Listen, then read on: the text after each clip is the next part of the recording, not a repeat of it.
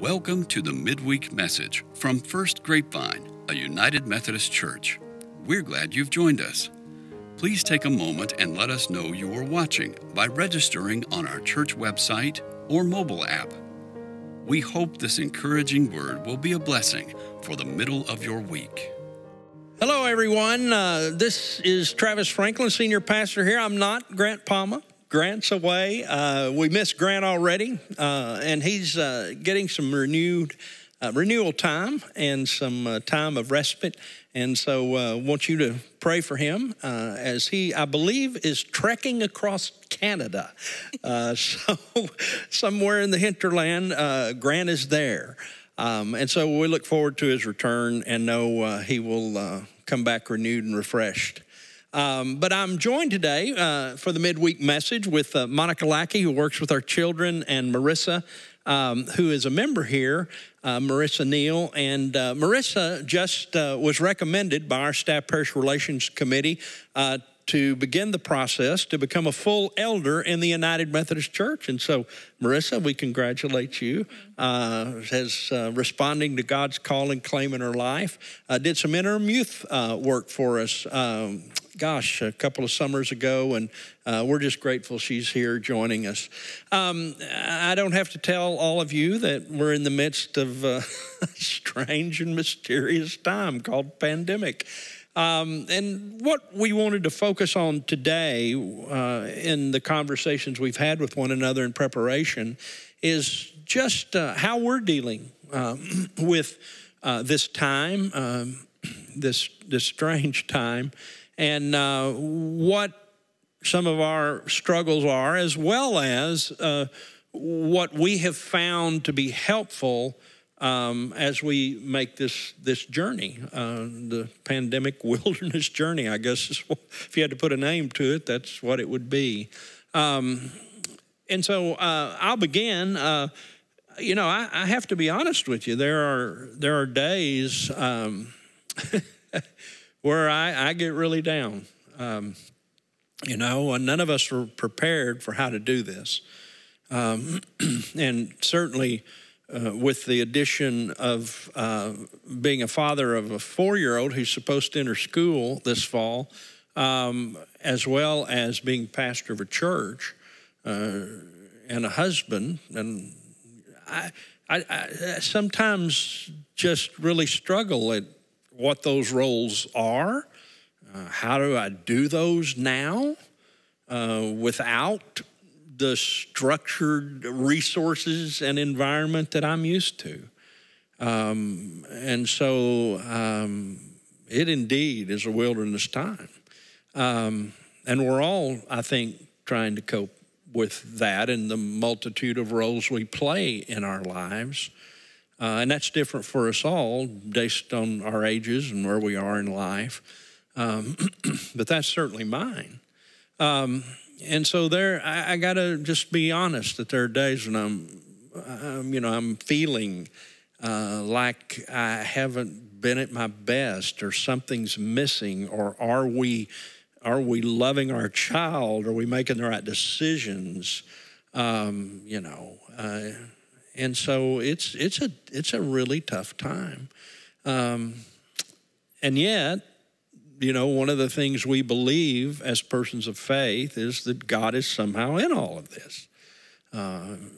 Certainly in the wilderness wanderings of faith, and that's been proven throughout our Scripture. That's part of why we have Scripture. It's a witness to things like this. We think about the Hebrews 400 years as slaves to the Egyptians, and even as you read the stories, God was somehow at work in that. And I believe that. Romans 8:28 says that, testifies to it. God is working for good. But sometimes that's tougher to see than others. One of the things I'm doing is I started this back in Lent, which for those of you who don't know what Lent is or may have questions about Lent, that's a period of time.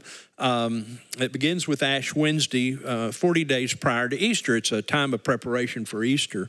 And usually we do something different at that time to focus us as persons of faith in our relationship with God. And so I started journaling again. I had not journaled in a while, and I've continued to do that. And the journaling has become a real way for me to express both what I've just described as the tough questions, the hard things, the not knowing, the wondering, as well as the things that are happening that many times overwhelm me, because God is so present and at work. And so the journal piece for me is a significant tool. I usually begin with gratitude, and I'll put the word gratitude, and I'll just start in. That typically is an easy place, an easy way for me to begin. And then I never know where that's going to go, though.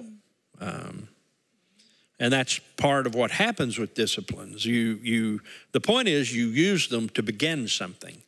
And then you kind of let God kind of be at work in that. And so, you know, there'll be days I'll write a brief thing on gratitude, and then I'll, you know, do something reflective about what's going on in life. And there have been days where I've written 4 or 5 pages. I just couldn't stop because it was so good, or the experience was so powerful, and it had so many effects with the rest of my life and some of the things that I've been raising, that I've been struggling with, that I just couldn't get it all out. So that's some of what I'm doing. You guys chip in. What's happening with you two? I think that the idea of spiritual disciplines, I'd hate the word discipline because I'm not very disciplined. So I tend to use spiritual practices because, you know, you're never going to do them perfectly. So, No. you know, the idea of practicing at it. But for me, I think that we're all seeking peace. Like, I don't have control over my situation, my circumstances. I don't know that. So I'm not one to pray specific circumstances because I think God probably knows better than me on what should happen. And so I don't like to pick that for God. And then, you know, sometimes you get what you ask for. Like patience. Don't ever pray for patience. Yeah, so I think for me, I'm just constantly praying for peace. You know, if there's something I can do about this situation, then God, show me what that is. And if not, then give me peace about it. And so finding those ways to seek peace and to seek, you know, for me, my peace comes from God. And so I have to find ways to what are the ways where I draw closer to God? And so, you know, journaling is one for me. It's been different for me in this season because I really appreciate a lot of silence and solitude, like hours a day. And so that has been different when, you know, my kids are home every day, all day, because there's nowhere for them to go. So much for silence.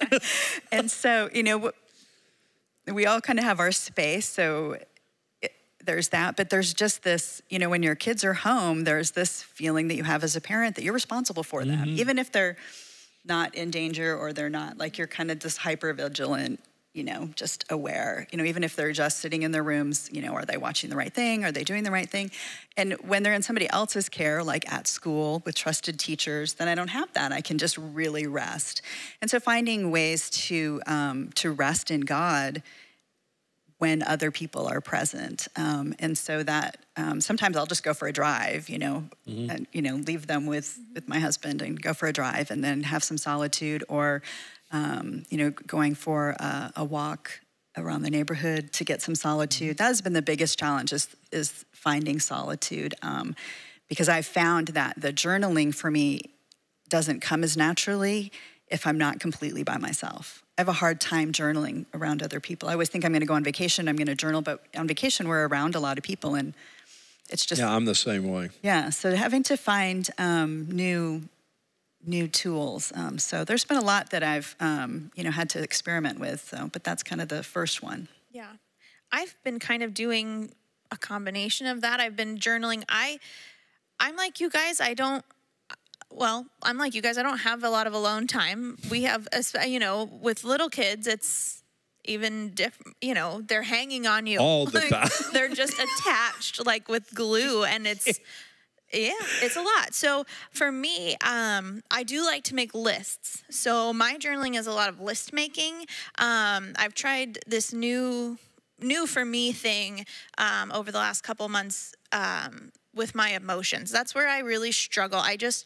My emotions just swing all over the place. They just seem very chaotic and out of control a lot of the time. And so I've been trying to work through kind of a new practice on how to pull them in and not be so strung out all over the place. But so for me, what I'm doing is I'm kind of looking when I get an overwhelming sense of an emotion, especially an emotion that I've typically learned in my life, we come to understand is a bad emotion. We kind of put emotions in a good or a bad box. And we do that from the time we're little kids all the way till we're grown. When a kid's crying, we say, don't cry, you're okay, everything's fine. And, we kind of give that assumption that feeling sad is not what you want to. It's not that it's bad, but it's not what you want to be. So, and even as adults, we kind of do we tell each other, we tell ourselves, fake it till you make it. I do that. I've done that to myself a lot. And it's not that it's not effective. It's worked for me before, but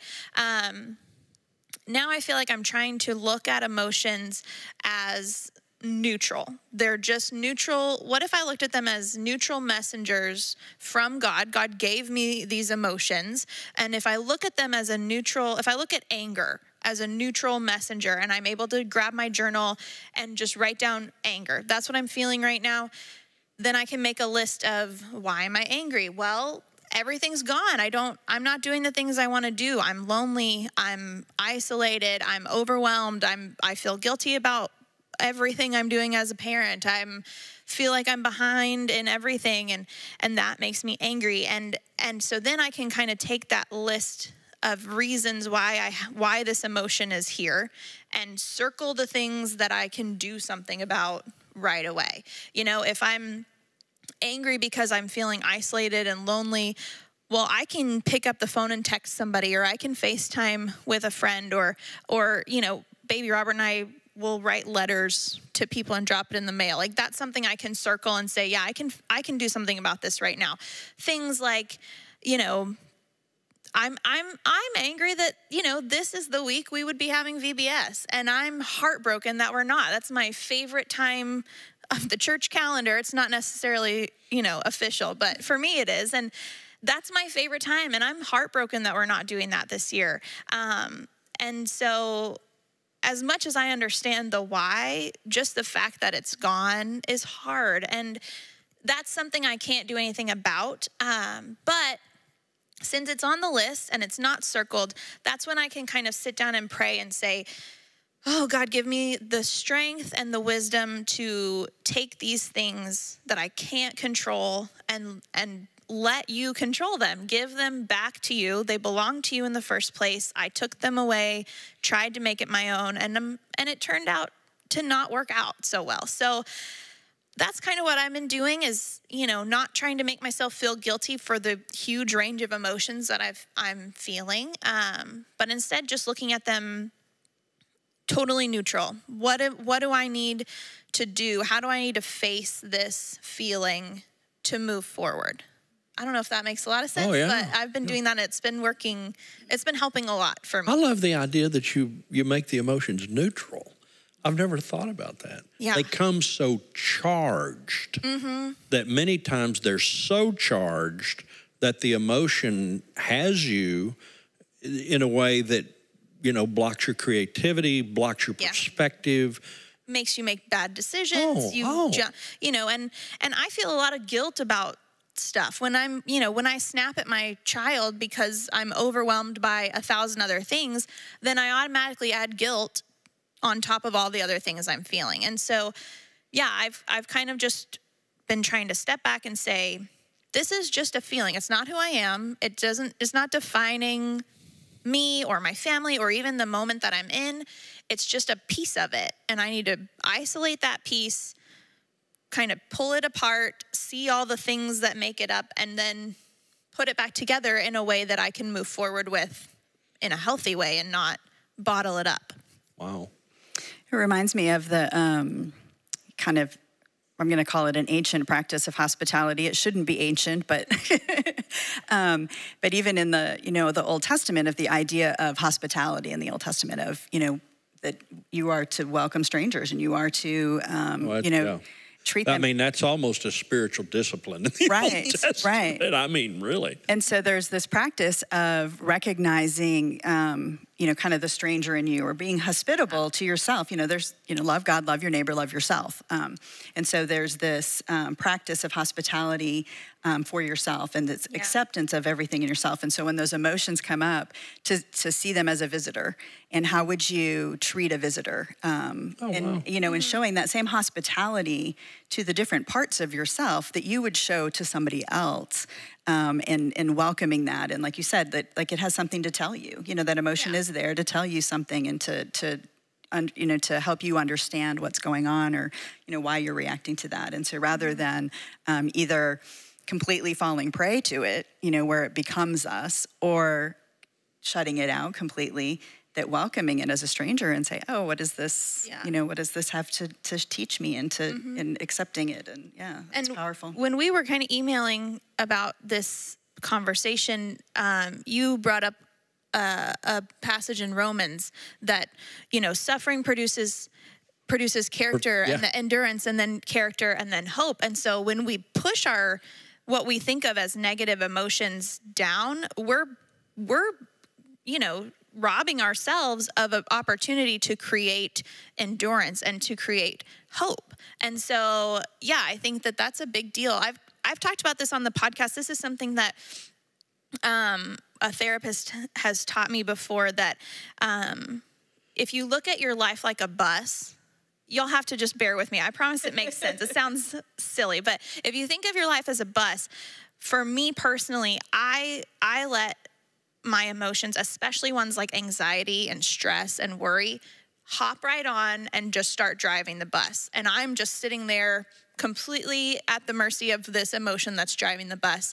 And so to shift that and to say, like, I as a follower of Jesus Christ, like, that's who's driving this bus for me. It's not even me. Like, if I start driving, it's just as bad as any old other emotion that could come in and take over. So if I let Jesus drive the bus and anxiety starts to hop on, I don't push it off. I don't say, no, you can't be on the bus. I say, come sit on the bus. This is your seat. This is where you're allowed to be. You can't just run up and down and hang out the window and, act crazy. You can sit in your seat and have your appropriate place, and then I can deal with it from there. Does that make sense? Like, instead of letting it take over and run wild, which is what I tend to do, that's just kind of my nature, but to say, come sit down, we'll deal with you, take a number, like you're next. But like, it's just that idea of, is this emotion controlling me, or am I, controlling this emotion? And that to me is, especially when we're isolated, and especially when we're bombarded with information and opinions and all kinds of things, it can be really easy to just put up your hands and let something else take over. So it is definitely is a practice. It's a discipline that has to be developed. But this is a good time to practice, because we have a lot of opportunity. Well, and I think that's part of getting through it, is how you frame it. And this is part of what the wilderness teaches us. I mean, the wilderness experience is a part of Christian faith. The Bible talks about Jesus. It's a part of life. It's a part of life. Jesus went to the wilderness, Sometimes, the Christian faith, especially the Western expression of it, has really got some of this messed up pretty bad, because we start making our relationship with God all about earning it, all about worthiness, all about, being the best. And, those are sort of cultural words. I'm not sure they're biblical in relationship to the imagery, because, in Genesis 2:7, the author of Genesis establishes who we are. And we're a lump of clay until God did something really personal. God breathed that life-giving breath and became a living soul. We don't hear that word much. And it's a mysterious word, as it should be, because we're mysterious people, because we're from a mysterious God. So, you know, sometimes we lose the mystery in our faith. You know, we kind of let the culture creep in, and we want all the answers, and we want, you know, I mean, there are churches that practice this today, where, you know, you just come and we'll tell you how to have a good family. 1, 2, 3, 4, 5. It's just not that simple. It's not that easy. And so, yeah, I think you're right. You know, so you were talking about driving the bus. There was that, you ever see that bumper sticker that said, "God is my co-pilot"? And finally somebody came out and said, "Hey, friend, you need to move over." So some of that even becomes expressed in Christian things. I mean, how many Christians had that on the back of their, no, that's the wrong image. You're not, God's not your co-pilot. Oh, yeah. God's the pilot. Yeah. I think something that I struggle with is when something like anxiety tries to get on my bus, like I want to push it off, because to me, that means I've somehow failed. Like I've somehow failed and let this bad thing get into my life. And if that's in my life, I'm on the wrong track. I've done something wrong. Everything's derailing. And like, I don't personally have experience in this. This is all like from movies and TV. But like a bus driver seems like you have to be a pretty tough person. Like all kinds of people get on and off, and you are, you know, you kind of have to keep everything going. And so to me, it's very comforting to understand that God is driving the bus, and he's not surprised by what gets on and off. He's not overwhelmed by what gets on and off. He's not worried about who's sitting where or any of that. Like, he knows, he's okay with it. He can handle it. He's just driving along. And if he can do that, like, that can kind of trickle over to me. And so, yeah, I think that I've kind of leaned on that a lot, that it's okay to feel bad. It's okay to feel overwhelmed. It's okay to be anxious and stressed and overwhelmed.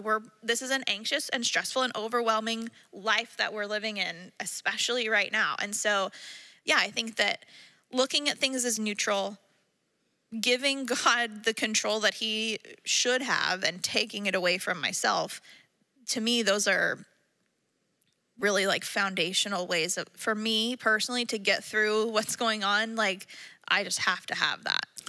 You know, Monica, on January 6th, I had a mild stroke, and so I got kind of sidelined. Had a lot of work to do, couldn't drive. It was a real eye-opening experience for me. And I just got really humbled, and I began a wilderness journey. By the way, I've been in the wilderness a long time now. Some would say I've been in the wilderness most of my life, but I'll leave that up to other people to judge. But anyway, in the beginning of that time, this whole idea of who am I really got fleshed out for me in a way it never has before. I'm 64 years old. I've been in ministry 42 years. And I'm a little embarrassed to even admit this, but one of the translations that I read in that Genesis 2:7 passage said, "And God breathed into the human, and it became a human being." And I read this book by a theologian and slash psychologist, which is a strange combination. It shouldn't be, really. But he said where the Western church has missed this is we want people to be anything but human beings. And what you're describing is exactly how God sees us and exactly how God made us. At the end of the day, that's who we are. We are a human being, and we do the best we can, and that's why we have the God of love that accepts us for the human beings we are. And God didn't expect any more or less in that creation. And so, yeah, I think, we as the church need to do a better job about helping people understand that and providing a broad enough loving to where, yeah, we make mistakes, and that's okay. And we're going to make a lot of mistakes in this pandemic because we've never been here before. And be easy on yourself. Be easy on yourself. Did you hear that? I think, I think about, we know that hard times are going to come. We know wilderness is going to come. It's a part of life. And so figuring out how to best prepare. And, all the things we're talking about are things that, we either have known about and so, have done them in the past. Like I've journaled in the past so that I know it's a go-to. I know solitude works for me. So I think of it as, kind of like a toolkit of things. And so, continuing to add things to my toolkit, and what does that look like so that when something comes up, prayer is obviously, foundational, it has to be in the toolkit. And so what are other things that, you're going to put in your toolkit, and practicing those in the good times, practicing those so that they're a go-to. Is one of the things that I've been doing during the pandemic is, because everything has been virtual, I've had the opportunity to listen to a lot of different worship services. And so, I have friends that are preaching, and things. So it's been great to tune in and to be able to do that.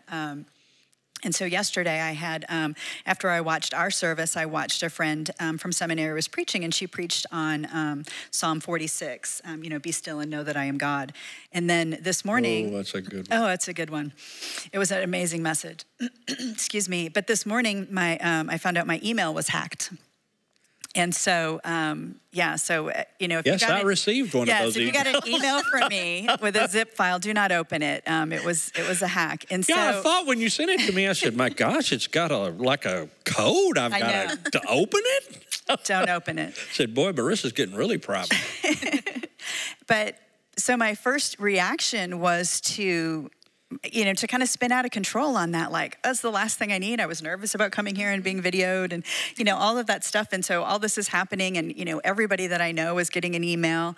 And so, but then it wasn't my first thought, but it was my second thought of, the training myself for it to be my first thought. But my second thought was, wait a minute. I just heard a sermon yesterday on be still and know that I am God. And so, I didn't know today that was going to happen. I didn't know I was going to need that today, but knowing I would need it at some point, you kind of stock up. And so, I've been stocking up on scripture, and I've been stocking up on worship services, and I've been stocking up on devotionals, been stocking up on time in nature, been stocking up with, talking with people who are encouraging and uplifting.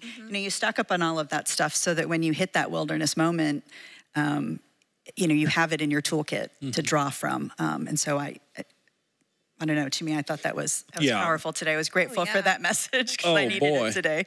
My wife, who's a pastor at William C. Martin United Methodist Church, wrote an incredible article this week. You ought to Google or William C. Martin and read the article. It's called Rummaging for God. And she quoted a Franciscan monk by the name of Dennis Ham, I believe, where he said, in terms of searching and seeking God, that's what we do. We rummage. And that was a powerful image for me, because part of what happened in my wilderness since January 6th is I've gone through everything. I've had some time, and so I've rummaged, and I can't tell you the gifts that I've received by what I've found. And so I thought it was a powerful image. We're always rummaging for God. We're looking in the past. We're looking in the stuff we've got. But, when it's in there somewhere, he said this, it's in there somewhere. And our role is to use the disciplines and what we know. And as we rummage, we also discover new ways to rummage. And so I thought it was a powerful image. Rummaging and like for you said, God. like rummaging, just like rummaging in real life, you come across things you weren't expecting to find. Oh, gosh, sometimes you come across what you're looking for, and other times you come across new and exciting things, and that you didn't know you were looking for. Well, I'll give you an example. That you needed. Yeah, I came across these cell phones. Well, I didn't sell these cell phones. So I went through, I reset 2 of them. Well, I had a real small one, and I don't know why I didn't reset that one. So I just went into it, and I checked my messages. And there her name was, my deceased daughter, Brittany. And I clicked on the messages, and there was a snapshot of our relationship. And I went, I'm not selling that cell phone. But what a gift. And God was so present in that. And I just cried a little, but they weren't sad tears as much as they were good tears to celebrate the 25 years we had. Yeah. So, you find those kind of unexpected things. Rummaging things. Yeah.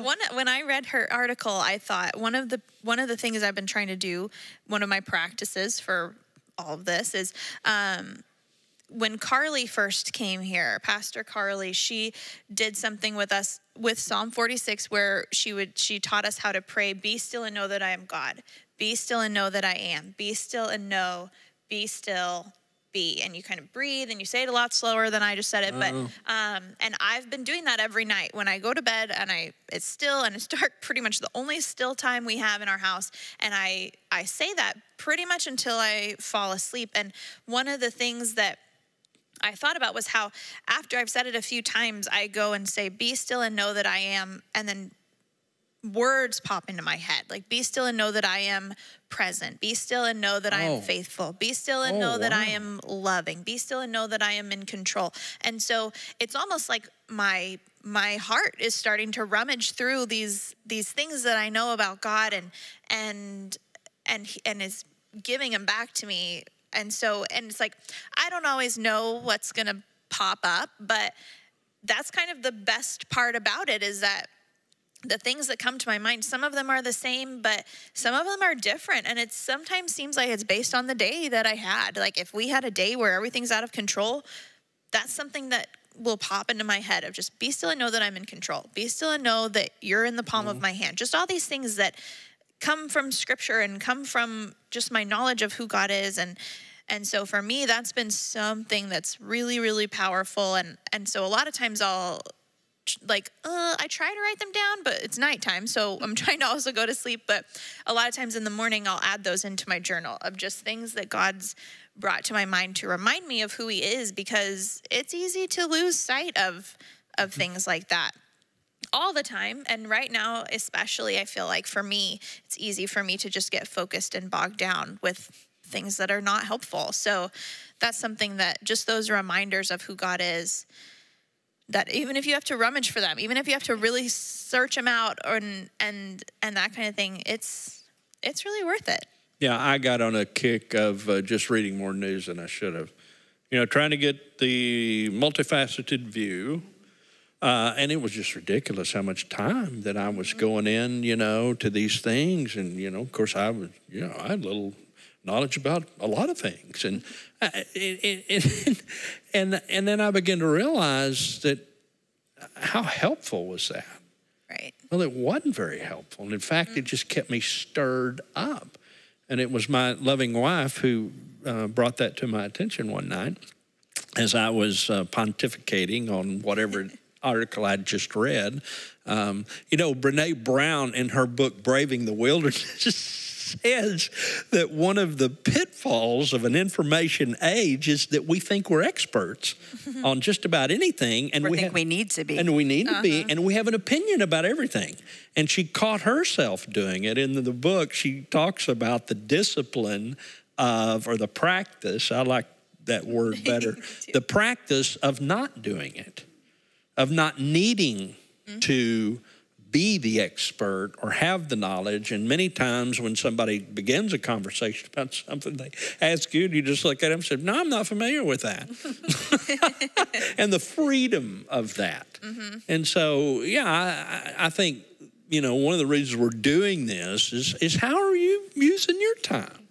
Are you like me? Are you just reading more than you need to know? I don't know. We all have those decisions to make, and I think the practices are good ways to help us focus on what will be faithful and what will be healthy and what will free us to be the human being we are. And so that's kind of why we do these. So, I think all of us here have said pretty much that we're really struggling. And, we got lots of emotions that are climbing on that bus. We want to give you guys permission to be honest about that too. You don't have to be perfect. There's no right or wrong way to do this pandemic wilderness journey. There is certainly God present in it. And I think that's part of what we're trying to say is every day we try to rummage. I'm going to use that word. Yep. And to discover just where God is in all of this and what that means for us on any given day to help us be the human being God has made us to be. Anything before we close? Any parting words? I think that for me, I would just encourage you to feel what you're feeling, kind of take care of it. Let God do what God is going to do, and ask for the wisdom and the strength to hand some of the things that belong to him back over to him, and see how that changes if things don't start to look a little bit brighter. I think that we've talked a lot about how hard it is, and it is really hard, and that's okay. It's okay that it's hard, but I think also we've all said how there are things that bring more light, and there are things that bring more brightness and more hope into a situation that's really, really difficult and can seem very dark and cloudy and uncertain. And so, yeah, I think whatever your practice is, if you don't have one, borrow one of ours or make up your own, but find something that brings a little bit more light into whatever emotions you've got going on. Yeah, and as we kind of close out this midweek, I want to remind you that wherever you may be, if you're listening or watching, I guess both, and something that we've visited about here stirs you or strikes you, or you'd like to have more of a connection or a question, email us. You can go on our website and find any of our emails. We'd look forward to that. Church number is published. If you need to call in, be happy to have a conversation with you, or you're looking for other ways to connect. We've got small groups, all kinds of things going on, all kinds of service, mission, high impact mission stuff going on. I think last week we finished the feed our kids, and how many did we feed? I mean, it was a lot. Yeah, it was 1,000. It was a lot, and we're in partnership with Grace and the community on that. But so any of those that you might be interested in, just connect with us and let us follow up with you. That's part of why we're here. It's part of why we do what we do here. Well, I'll tell you this: we miss Grant. We look forward to his return. Grant, if you're watching out there, we love you. Have a great time. Don't think about anything here. Just have a great experience as you roam across Canada on his way to Alaska with a good friend. So thanks for being with us. We hope you have a great rest of the week. For current information about the effects of COVID-19 precautions at First Grapevine Church, visit firstgrapevine.org/COVID-19 updates.